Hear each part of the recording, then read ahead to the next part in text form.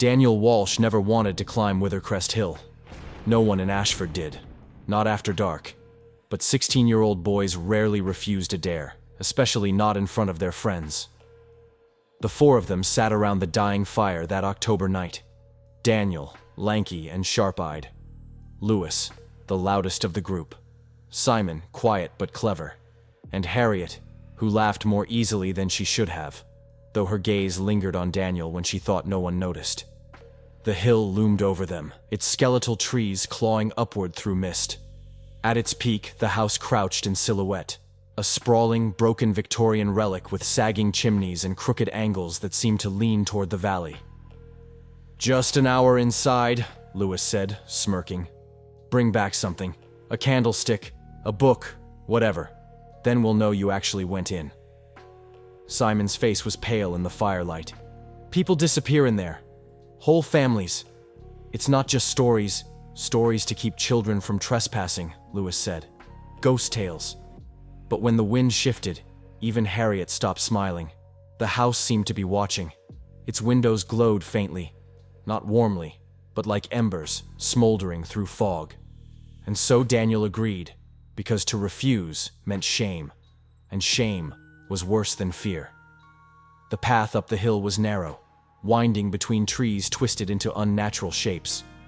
Their branches arched overhead like ribs, caging him in.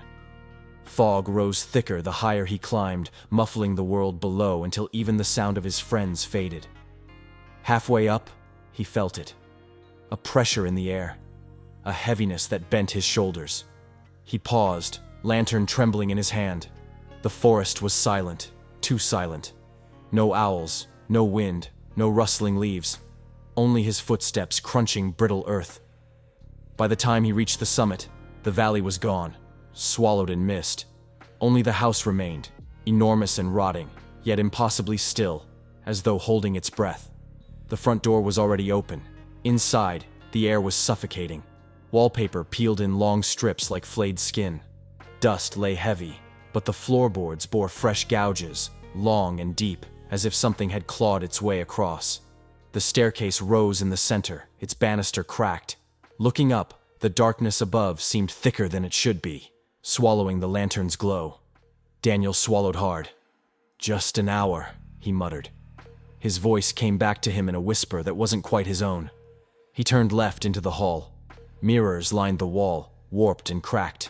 He raised his lantern and froze. The glass didn't show him. It showed the staircase behind him, and on it, something moved.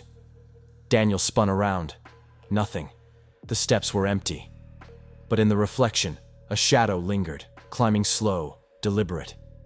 He told himself to laugh, to call it a trick of broken glass. But his chest was tight, and he needed proof to take back. Something old. Something real. The cellar door yawned at the end of the hall, damp air breathing out. Stone steps descended into blackness. He forced himself down. Each step was slick with moisture, gouged with scratches too deep for tools. The lantern sputtered. At the bottom, the walls gleamed wet. Words were carved into the stone, frantic and uneven. "Don't feed it." Something scratched from the other side of the wall. Slow, patient, as if it had been waiting. Daniel bolted upward, heart pounding. The house groaned around him, floorboards heaving like ribs. Doors slammed as he passed, though no wind stirred. He reached the attic stairs. The air grew heavier with each step, pressing against his chest until he wheezed. The door hung crooked, ajar. He pushed it open. Dust billowed. Cobwebs shivered, though no draft stirred. In the far corner, beams bore frantic carvings. "It's still hungry!" And then he heard it. Wood splitting. The attic walls straining inward. Closer, closer. He swung the lantern toward the window, and in the reflection, he saw himself. But not alone. Something tall and faceless leaned close behind him, its head cocked, listening to his breath. Daniel dropped the lantern. Darkness swallowed the attic. The house exhaled, a long, wet sigh. He ran. Down the stairs, past the mirrors that no longer showed him at all. Only the thing, closer now, its limbs too long, its head brushing the ceiling. The front door was open. He sprinted through and froze. The hill was gone. The forest was gone. Beyond the porch stretched only fog, endless and depthless, as though the world outside had been erased. Behind him, the door creaked shut. At the fire, Lewis, Simon, and Harriet waited. The mist pressed closer, dampening the flames until they hissed. "Too long," Simon muttered. "He should have been back." "Scared, more like," Lewis scoffed, though his voice shook. Then the house stirred. Its windows glowed brighter, pulsing like embers. And faintly, from within the fog, came a scream. Daniel's voice. Harriet surged to her feet. "We have to—" The scream cut off. The house settled again, patient, waiting. No one ever saw Daniel Walsh again. But sometimes, villagers say, if you climb Withercrest Hill and look into the windows, you'll see him standing there. Not alive, not dead, just watching.